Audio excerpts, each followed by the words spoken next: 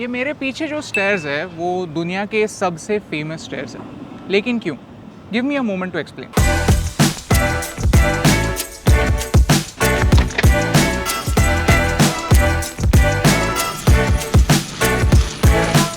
ओह hello. तो आज है 6 सितंबर, ये है मेरा 29th बर्थडे, यानी मेरे पास एग्जैक्टली 365 डेज़ हैं before I turn 30। In 365 days में मैं करूँगा क्या? एक साल में क्या करना है ये तो पता नहीं था, लेकिन फिलाडेल्फिया में एक चीज़ डिसाइड की थी कि यहाँ पर सबसे फेमस है ये रॉकी स्टेप्स। सिल्वेस्टर स्टैलोन आज हॉलीवुड के सबसे बड़े नामों में से एक है, लेकिन उनकी शुरुआत रॉकी मूवी से हुई थी। रॉकी मूवी में वो एक एमेच्योर बॉक्सर होते हैं, ही इज अ नोबडी, और एक दिन उन्हें अचानक से वर्ल्ड हैवीवेट चैंपियन से लड़ने का मौका मिलता है। For him it's an opportunity of his life time. तो रॉकी ये पूरा मूवी वो इस अपॉर्चुनिटी के लिए कैसे प्रिपेयर करते हैं, फिजिकली कैसे प्रिपेयर करते हैं, मेंटली कैसे प्रिपेयर करते हैं, इसके बारे में। तो इस रॉकी मूवी में काफी फेमस सीन है कि रॉकी फिलाडेल्फिया में इन्हीं स्टेयर्स पर ऐसे चढ़ता है। So that scene has a very special place in my heart. मुझे इसी जगह पर जाना था, लेकिन एक प्रॉब्लम था, बारिश। अभी के लिए तो बहुत ज्यादा बारिश हो रही है, लेट्स होप कि बारिश रुक जाती है। ये बारिश भी ना मस्त चीज होती है, पता नहीं कैसे उसे पता चल जाता है कि कभी नहीं होना है, वो बेस्ट मोमेंट पिक करती है और तभी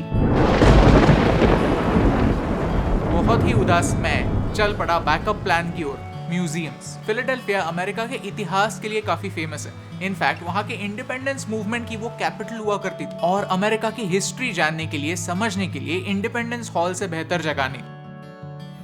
तो यहाँ के टूर गाइड ने काफ़ी इंटरेस्टिंग बात बताई कि इस बिल्डिंग की ज़्यादातर चीज़ें 290 साल पुरानी है। And he said something very interesting कि long before any shot was fired there was an independence movement going on in people's hearts. कितनी मस्त बात है ना कि अमेरिका ब्रिटिशों को विलन बनाने से डरते नहीं, और हम सरदार उधम जैसी फिल्मों को ऑस्कर्स के लिए नहीं भेजते ताकि लंदन की भावनाओं को ठेस ना पहुंचे। तो अमेरिका का जो डिक्लेरेशन ऑफ इंडिपेंडेंस था वो इस छोटे से रूम में साइन हुआ था। यहाँ पर 13 टेबल्स हैं जहाँ पर 13 कॉलोनीज जो हुआ करती थी उसके रिप्रेजेंटेटिव्स बैठा करते थे, और वहाँ पर जो चेयर है that is the original chair जहाँ पर जॉर्ज वॉशिंगटन बैठा करते थे। He said it's the national treasure. तो मैं कोशिश करने वाला हूँ अगर मैं वो चुरा पाऊँ तो। अमेरिका और भारत में एक बड़ा डिफरेंस है कि वो अपना इंडिपेंडेंस उस दिन से मनाते हैं जब उन्होंने डिक्लेरेशन ऑफ इंडिपेंडेंस साइन किया था, और हम उस दिन से मनाते हैं जिस दिन ब्रिटिश एक्चुअली निकल गए। हमारा इंडिपेंडेंस डे क्या होना चाहिए इसका डिसीजन भी हमने ब्रिटिशों पर छोड़ा, और उसी दिन को हम सेलिब्रेट भी करते हैं। सो डिक्लेरेशन ऑफ इंडिपेंडेंस और अमेरिका की एक्चुअल वॉर जीतने में 7 साल का डिफरेंस था। ऑफिशियली उनकी वॉर 1783 में खत्म हुई, लेकिन अमेरिका खुद को 1776 से ही इंडिपेंडेंट मानता है। तो यहाँ पर एक टूटी फूटी घंटी है जो इन्होंने प्रिजर्व करके रखी है। ये घंटी बजती तो है नहीं, और इस पर एक बहुत बड़ी क्रैक है जो ये लोग रिपेयर नहीं कर पाए, लेकिन फिर भी उन्होंने उनकी पीस ऑफ हिस्ट्री को प्रिजर्व करके रखा है। हमें शायद लर्न करना चाहिए कि हमारी हिस्ट्री को कैसे प्रिजर्व कर सकते हैं, लेकिन हमें घंटा फर्क पड़ता है। हिस्ट्री से किसी को फर्क पड़े या ना पड़े, लेकिन एक चीज से सबको फर्क पड़ता है, और वो है खाना। अब हम खाना खाने जा रहे हैं अमेरिका के क्रॉफर्ड मार्केट में। Let's go. तो ये है रीडिंग टर्मिनल मार्केट, जो अमेरिका के ओल्डेस्ट मार्केट्स में से है। ये पहली बार 1893 में खुला था, यानी ये मुझसे एग्जैक्टली 100 साल पुराना है। तो अपेरेंटली यहाँ पर 80 से ज़्यादा स्टॉल्स है। तो अगर आप यहाँ पर फिली में हैं और कंफ्यूज है कि कहाँ पर खाना खाना है, यहाँ पर आपको काफ़ी सारी वैरायटी मिल जाएगी। किसी ने सच ही कहा है कि अगर पेट में खाना हो तो लाइफ की आधी प्रॉब्लम सॉर्ट हो जाती है, और लकीली बारिश का प्रॉब्लम भी कम हो गया था, यानी हम एक्चुअली रॉकी स्टेप्स जा सकते हैं। और बीच में ही हमें काफी अमेजिंग सरप्राइज मिला, और वो है आपके जैसे फैंस का प्यार। क्योंकि ऐसे बाहर के देश में somebody sees us तो अच्छा लगता है। Say hi. So hi. It's really nice to see everyone new here in Philadelphia in USA. It's Monday. It's a national holiday in the USA, and I'm really happy to see these guys here. I'm really happy. Which is our favorite video that you have watched? Give me a high five. Yeah. Okay. Sure. Have you watched Rocky? Yeah. Of course, yeah. Which is your favorite Rocky? I think Rocky 2 is my Yeah. favorite. Rocky 2 is your favorite because Rocky wins in it. Yeah, obviously, yeah. Okay, just give me a high five. Yeah, for sure. I was like, I saw you from there and I wasn't sure, if it was you or someone else. Hi. So that over there is the Rocky statue. हम वहाँ पर 2 minute में पहुँचेंगे। तो हुआ ये कि actually ये स्टेप्स ओपन रहता है, लेकिन कुछ टाइम पहले यहाँ पर कोई कॉन्सर्ट चल रहा था, तो it is closed. This is called Murphy's law. Whatever can go wrong will go wrong. So I came here for the steps. Those are the steps, and they are closed. They're closed. Damn. शायद मुझे stairs पर जाने ना मिले, लेकिन at least मुझे statue के साथ एक वीडियो तो मिल रहा है. So let's take what we have. So this is Rocky, and can you come here? This is important. Like let the text come. I am just gonna read it. It's not how hard you hit, it's how hard you get hit and keep moving forward. That's how winning is done. हम निराश होकर निकल ही रहे थे और फिर so can we go from there and go up the stairs? Yeah, you have to hit the corner, and there's a back entrance to the stairs. Okay, so we can get there. Top of the stairs we can go. Yeah. All right, okay, thank you. So हम पूरे stairs नहीं देख सकते, लेकिन फिर भी top of the stairs जा सकते हैं.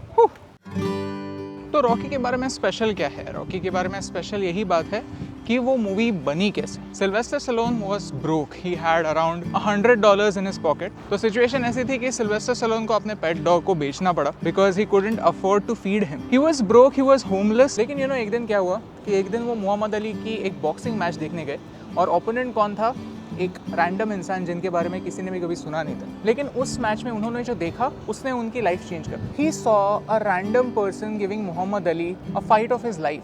एक तरफ है एक चैंपियन और एक तरफ है नोबडी. उनके दिमाग में एक आइडिया आया कि what if a nobody gets an opportunity of his lifetime and he does something with it. और इस छोटे से आइडिया के साथ उन्होंने स्क्रिप्ट लिखना स्टार्ट किया. उन्होंने 3 दिन में स्क्रिप्ट कंप्लीट कर दिया, और वो प्रोड्यूसर्स के पास गए कि भाई साहब ये स्क्रिप्ट लीजिए, प्रोड्यूस कीजिए, ये एक अच्छा मूवी बनेगा. तो प्रोड्यूसर्स ने उन्हें कहा कि हम आपको $3 लाख देंगे सिर्फ स्क्रिप्ट के लिए, लेकिन कंडीशन ये रहेगी कि स्क्रिप्ट आप हमें बेच देंगे और फिर टाटा गुड बाय. अभी कोई भी कॉमन सेंस वाला बंदा यही सोचेगा कि भाई तू ब्रोक है, तुझे जो भी मिल रहा है तू ले और खत्म कर. But then Sylvester Stallone had this conviction कि नहीं, ये मेरी स्टोरी है, and for some reason I need to be there in this movie. I need to be Rocky. Negotiate करने के बाद फाइनली ऐसे डील करा कोई, सिल्वेस्टर स्टैलोन को प्रोड्यूसर्स $1 मिलियन देंगे, लेकिन $1 मिलियन पूरी मूवी बनाने के लिए, जहां उन्हें 300,000 सिर्फ राइटिंग के लिए मिलने वाले थे. तो बजट बहुत लो था, और उन्होंने $1 मिलियन के बजट में ये मूवी बनाई.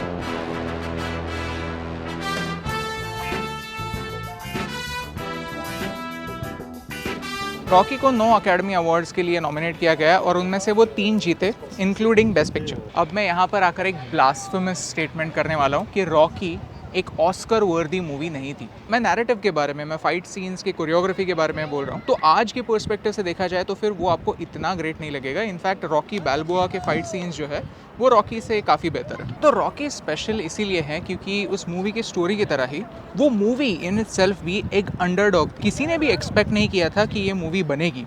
किसी ने भी एक्सपेक्ट नहीं किया था कि ये मूवी ऑस्कर्स के लिए नॉमिनेट होगी, और किसी ने भी ये एक्सपेक्ट नहीं किया था कि ये मूवी जीतेगी. सो यू रिमेंबर, मैंने आपसे कुछ टाइम पहले कहा था कि सिल्वेस्टर स्टैलोन ने सिर्फ 3 दिन में वो स्क्रिप्ट कंप्लीट किया, लेकिन एक्चुअली उसमें से 30% से ज़्यादा मूवी में इंक्लूड हुआ ही नहीं. सिल्वेस्टर स्टैलोन में वो गट्स थे कि एक आधी अधूरी इम्परफेक्ट स्क्रिप्ट लेकर भी वो प्रोड्यूसर्स के पास जा पाए.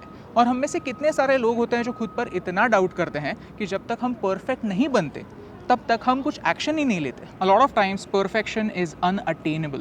So anything that is finished is better than perfect. The world needs more people who finish stuff. So आप सोच रहे होंगे कि आज मैं यहाँ पर क्यों आया हूँ. Today is my 29th birthday and why do I want to celebrate it over here? क्योंकि कोइंसिडेंस ये है कि जब सिल्वेस्टर स्टैलोन ने रॉकी मूवी लिखी थी तब वो भी exactly 29 years के थे. आज मैं भी 29 का ही हूँ. Which makes me wonder कि आने वाले कुछ सालों में what will be the masterpiece that I will write, that people will remember?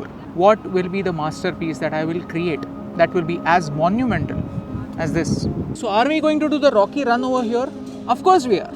The journey is more important. ये stairs चढ़कर जो ऊपर पहुंचना होता है, and that's what the movie Rocky is all about. Rocky franchise ने आज तक $1 बिलियन से ज़्यादा पैसे कमाए. $1 बिलियन से ज़्यादा पैसे एक ऐसी मूवी ने कमाए हैं जो 1 मिलियन से कम पैसे में बनी थी. So Rocky is a movie which is not about winning or losing. वो एक अपॉर्चुनिटी के बारे में, और उस अपॉर्चुनिटी का बेस्ट इस्तेमाल करने के बारे में. वो एक चॉइस के बारे में, a choice between extraordinary and ordinary. और ये चॉइस आसान नहीं होती. एक्स्ट्रॉर्डनरी सक्सेस के लिए एक्स्ट्रॉर्डनरी चैलेंजेस से गुजरना पड़ता है. एक्स्ट्रॉर्डनरी फेलियर बनने का रिस्क उठाना पड़ता है. स्टेप्स लेने पड़ते हैं, फिर वो परफेक्ट हो या ना.